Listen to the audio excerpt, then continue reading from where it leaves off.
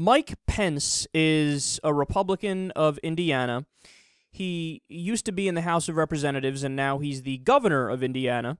And he's one of those conservatives that's big on the rhetoric of fiscal discipline and the whole idea of being a deficit hawk. Almost all of his rhetoric when he was in the House of Representatives centered around that idea. And probably one of the best examples of this is when he was in the House of Representatives. He lambasted the stimulus bill. Now, the stimulus bill, of course, it was a punching bag for the right wing. The other name for the stimulus bill is I think it was the 2009 Recovery and Reinvestment Act or something very similar to that. And it was $787 billion to try to basically prop the economy up when we went into the Great Recession. It was largely successful. And again, the right wing just used it as their punching bag. They would argue against it, and they would say, no, everything will work out perfectly if you just get the government out of the way and let the free market do what it does. And by the way, they had tried that at the time in Europe, and guess what? It didn't work. We were out of recession faster than Europe because we did the stimulus. Now, the stimulus wasn't as targeted as I would have liked it to be. I would have done it in a different way, but nonetheless, it was better than nothing. So, as Mike Pence was beating up on this, he even went as far as to argue for a federal spending freeze in the middle of a recession. I need you to understand how outlandish that is and how out of the mainstream that is, because no economists would argue for that. They'd say, look, I mean, it's Keynes 101. The idea is that as soon as you go into recession, the government needs to be the consumer of last resort, the spender of last resort, and it kind of props up the economy. And they were arguing for the opposite. Spend absolutely nothing, don't pick up the economy at all, and just leave it as is. So it's clear where Mike Pence stands on these issues. Well, the Times of Northwest Indiana reports today that Pence, rumored to be considering a presidential run, is now taking credit for projects in his state that were funded by the stimulus bill that he opposed. I would be like screaming right now and yelling and saying, "Oh, so absurd, so crazy." But we're so used to seeing this, we're jaded.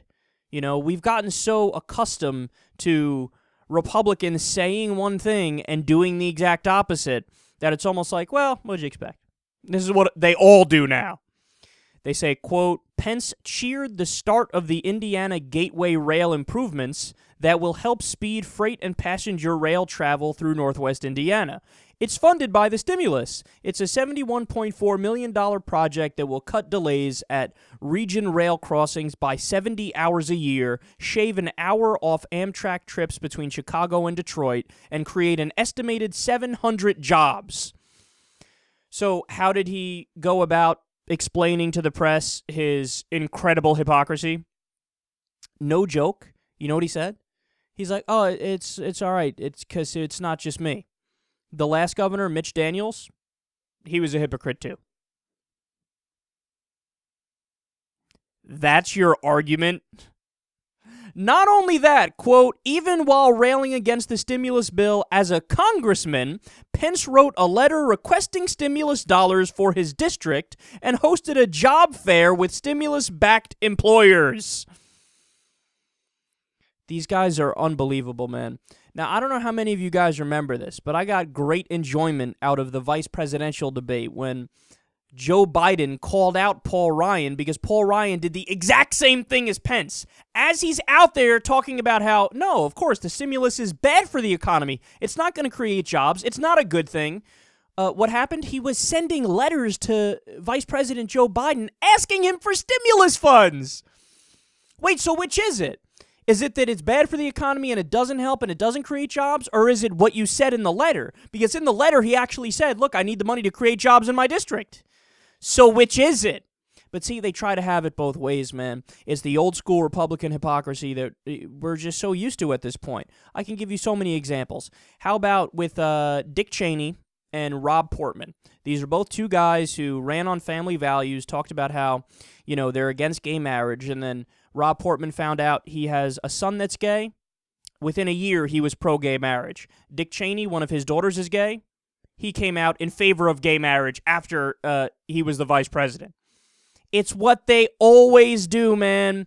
If it affects them, then all of a sudden, whatever the thing in question is okay. So if it's gayness, well, if it's in my family, it's cool now. I have nothing against it. When it wasn't in your family, it was the worst thing ever, and it was a sin, and you need to repent or go to hell, right? Same thing with the stimulus. When it's other people who are getting stimulus money, who are surviving off of it, oh, it's so bad, and pull yourself up by your bootstraps. When it's your district, shh, it's the best thing ever. Nobody say anything. Everybody shut up. How about Chris Christie? Another perfect example. He would always talk about small government and states' rights. He would say, look, we don't need the feds. We just don't need the feds. New Jersey is fine without the feds. We'll pull ourselves up by our bootstraps. The second Hurricane Sandy hit, what did he do?